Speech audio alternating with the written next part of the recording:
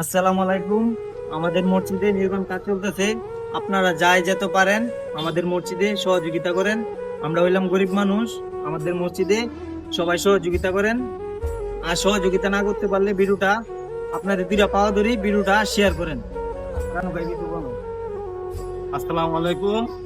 আমাদের আগে এই মসজিদ ছিল, এটা ছোট্ট, তাই এলাকার মুসলিম জাগালো না লওয়ার কারণে আমরা মসজিদটা বাড়াইতে গিয়ে টাকাটা ক্রয় করছি।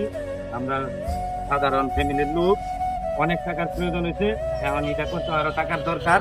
আপনারা যারা যারা এই ভিডিওটা দেখছেন সবাই সহযোগিতা করবেন, আমি আশা করি। আসসালামু আলাইকুম। আসসালামু আলাইকুম।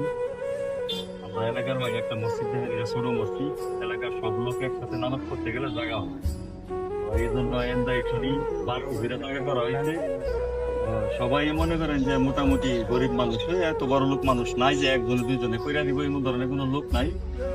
তো এই ভিডিওটা সবাই শেয়ার করবেন, আর যাই যত পারে বিকাশ নাম্বার দিয়ে দিব। এই বিকাশ নাম্বারের মাঝে যার যত মনে কাজ দিয়ে না আল্লাহর ঘর মসজিদের মাঝে, এটাতে কোনো সমস্যা নাই। যার যেমন তো ফিকির করলো এমন সহযোগিতা করেন। মসজিদ আল্লাহর ঘর সবার, এটা কোনো কেউ কোনো মার্কা মারা নেই। যাই যত পারেন সাহায্য করেন। আপনারা দুইটা পাওয়া ধরি, সবাই ভিডিওটা শেয়ার করবেন। কিছু বলেন।